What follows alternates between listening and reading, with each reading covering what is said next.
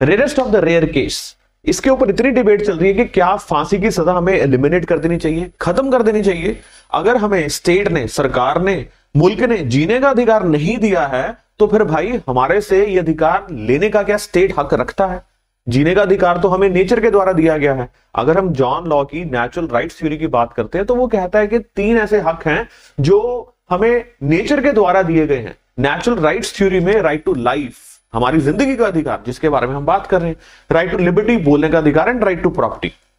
तो जब हमें जीने का अधिकार स्टेट ने दिया ही नहीं तो ये कितना जायज है कि वो सेंटेंस सुना के हमारे से ये हक ले ले। सो क्या कैपिटल पनिशमेंट रखनी चाहिए या नहीं रखनी चाहिए? काफी ज्यादा प्रोग्रेसिव डेमोक्रेसीज ने तो कैपिटल पनिशमेंट को बंद कर दिया, एलिमिनेट कर दिया, खत्म कर दिया। वहां फांसी की सजा नहीं सुनाई जाती है। और इंडिया जैसी कंट्री में आज भी फांसी की सजा लोगों को सुनाई जा रही है। और rarest of the rare case में कहा जाता है कि फांसी की सजा सुनाई जानी चाहिए। अब rarest of the rare case जो है इसको पार्लियामेंट ने एक्सप्लेन करके नहीं बताया है। सो दैट मींस इसकी कोई स्टैट्यूटरी डेफिनेशन नहीं है जो हमें बताए या जो जुडिशरी को बताए कि अगर ये 5, 7, 10 सर्कमस्टांसेस आ रहे हैं या इस केस में ये कंडीशंस लग रही हैं तब आप फांसी की सजा सुनाइए, अदरवाइज ना सुनाइए। तो फिर किसके ऊपर डिपेंड कर जाता है डिसाइड करना कि ये rarest of the rare case है या नहीं है? जुडिशरी के विजडम के ऊपर। So that means this is the discretion of the judiciary to decide कि कोई particular case rarest of the rare case में फॉल कर रहा है या नहीं कर रहा है। ऐसी एक डिबेट आज हमें देखने को मिल रही है जिसमें हम 2 केसेस के बारे में देख रहे हैं जिसके कारण ये मैटर जो है सामने आ रहा है। और वो क्या है कि एक केस में जहां एक लड़की का रेप होता है फिर उसका मर्डर होता है, उसमें जुडिशरी कह रही है कि this is not rarest of the rare case and hence जो एक्यूज था या जो कन्विक्ट हुआ उसको फांसी की सजा या कैपिटल पनिशमेंट ना देके उसको उम्र कैद की सजा सुनाई गई।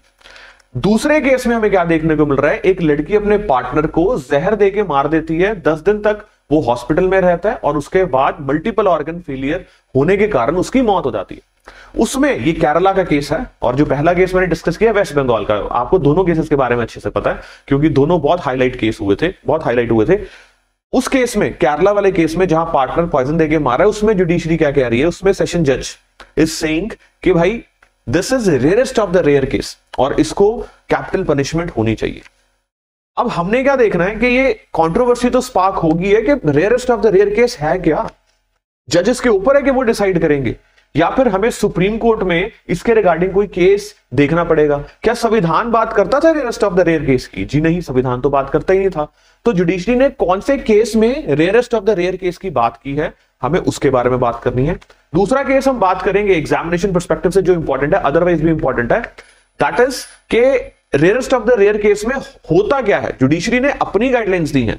सो पहला केस होगा बच्चन सिंह केस जिसमें मैं बात करूंगा rarest of the rare case कैसे आया। दूसरा rarest of the rare case की फर्दर जो एलैबोरेशन दी गई मच्छी सिंह केस, उसके बारे में भी हम बात करेंगे।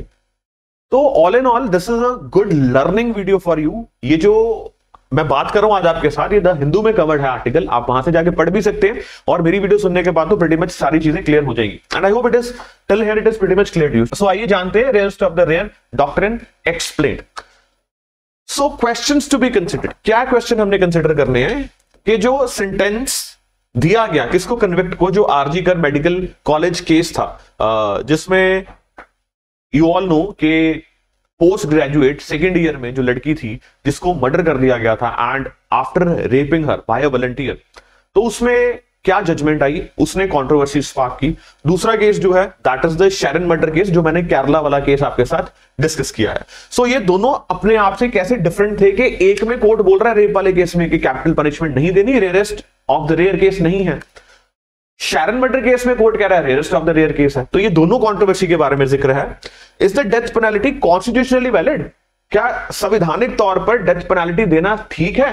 क्या कभी चैलेंज हुआ था डेथ पेनल्टी के, डेथ पेनल्टी नहीं देनी चाहिए? तो कोर्ट का क्या व्यू था? मिटिगेटिंग सर्कमस्टांसेस क्या होते हैं उसके बारे में भी बात करेंगे, लॉ की definition.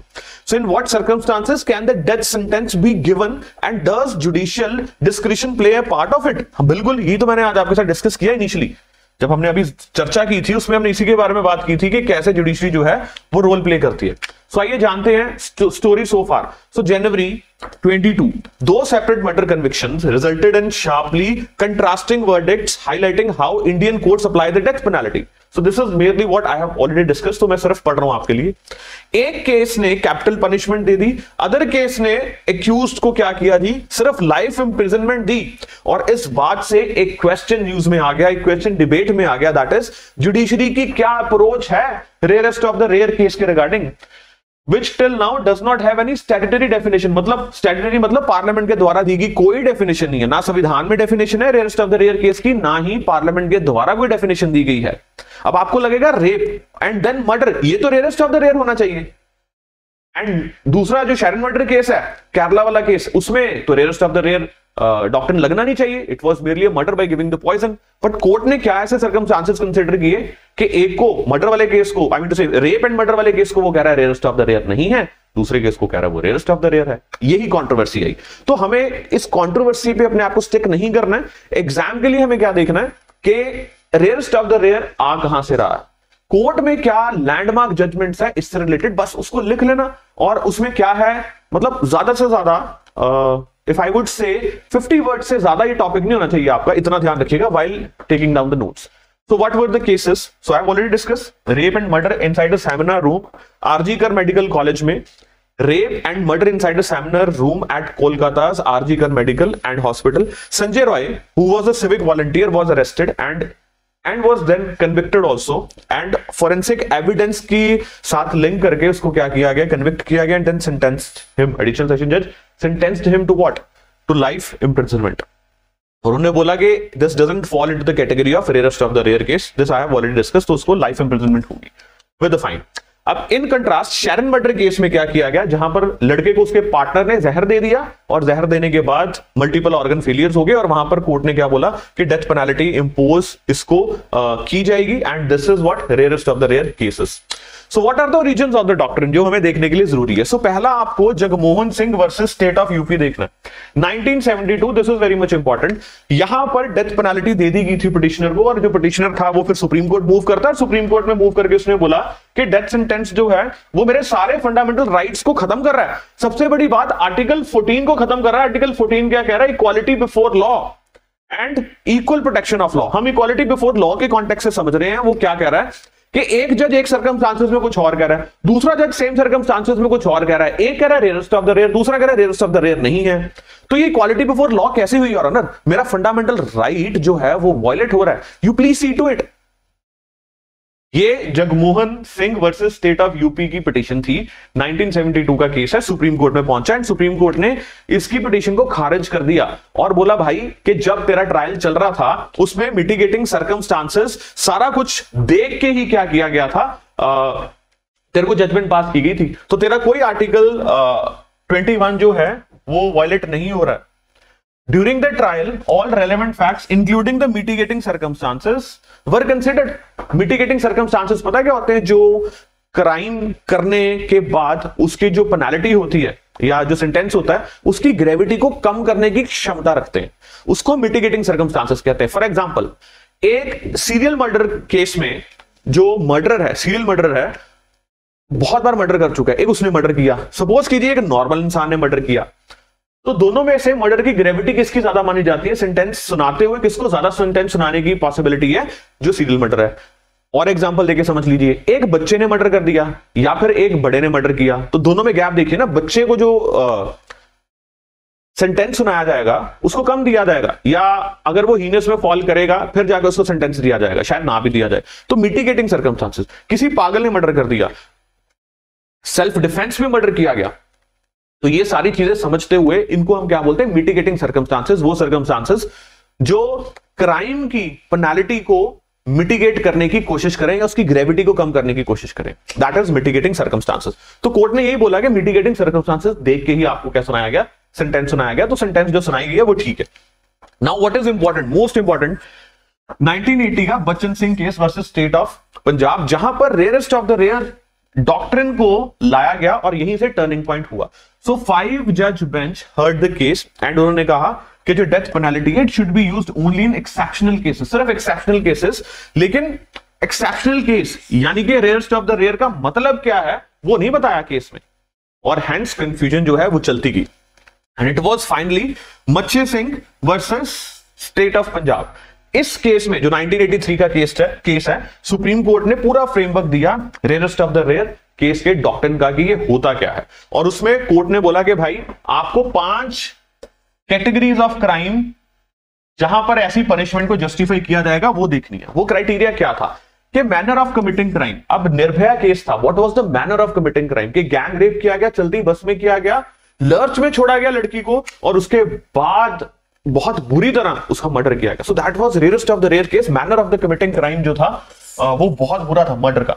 So when the murder is committed in an extremely brutal and dastardly manner and so as to arouse extreme indignation within the community. Okay, this is number 1. Motive of the murder, क्या था murder? When the murder is committed for a motive which reveals total depravity. So, for example, मेरा motive क्या है? Let us suppose murder का कि मैंने self defence में murder किया, तो आप उसको rarest of the rare case में क्लासिफाई करा के मेरे को डेथ सेंटेंस नहीं दे सकते हैं। सो ये कोर्ट की रूलिंग थी। देन थर्ड क्राइटेरिया वो socially abhorrent nature of the crime. That means कि आपने जो मर्डर किया है ऐसे शख्स का किया है या ऐसे लड़के का या लड़की का जो माइनॉरिटी कम्युनिटी को बिलोंग करता था, and you have not committed for personal reasons but in circumstances which arose social wrath. जैसे हम ऑनर किलिंग की बात करते हैं, या फिर हम किसी दलित लड़की का रेप एंड देन मर्डर की बात करते हैं, या किसी दलित का रेप इन जनरल करना, या फिर किसी दलित लड़के को ह्यूमिलिएट करना, किसी भी माइनॉरिटी लड़के को ह्यूमिलिएट करना। In that sense I'm talking about. Then magnitude of the crime, then personality of the offender, when the victim of murder is a child, a helpless woman, a person rendered helpless by old age or infirmity etc. ये सारी conditions court ने दी मच्छी Singh case में और बोला ये होगा तो फिर बोलेंगे rarest of the rare case. But anyway इसके बावजूद भी आज भी कंफ्यूजन रह रही है, and it is up to the discretion of the judiciary of the जज कि वो उसको rarest of the rare case देखता है या नहीं देखता है। तो आज हमने क्या बात की है जी, हमने प्राइमरली जगमोहन केस को आप इन जनरल याद कर भी सकते नहीं भी कर सकते, बट सुपर इंपॉर्टेंट क्या आपके लिए, Bachan Singh versus state of Punjab, this is very much important. And then Machhi Singh versus state of Punjab, ये 2 केसेस इंपॉर्टेंट हैं। इस सारी वीडियो में बैकग्राउंड समझा के मैंने आपको कहानी बताई है। इसकी रिवीजन जो थी वो हमने देखी मिट्ठू वर्सेस स्टेट ऑफ पंजाब में, जहां पर सुप्रीम कोर्ट ने सेक्शन 303 को क्या किया था, स्ट्रक डाउन कर दिया था। इसमें क्या बोला था कि जो ऑलरेडी सेंटेंस में है पर्सन, अगर वो मर्डर कमिट करता है तो डेफिनेटली उसको क्या दिया जाएगा, उसको कैपिटल पनिशमेंट दी जाएगी। ऐसी आईपीसी की धारा को रद्द कर दिया गया था बाय कोर्ट। इसको आप एनीवे इग्नोर कर दीजिए, नो प्रॉब्लम। लेकिन जो मैंने 2 केसेस बताए हैं, that is Bachan Singh case and Machhi Singh case, they are very much important. And right now also there is no universally agreed framework with respect to rarest of the rare case. So that was all for the video guys. I hope it was a learning experience for you. और हमारे साथ लंबी learning के लिए, classes में learning के लिए आप इन नंबर्स पे कॉन्टैक्ट करके हमारे साथ एनरोल भी कर सकते हैं। Thank you.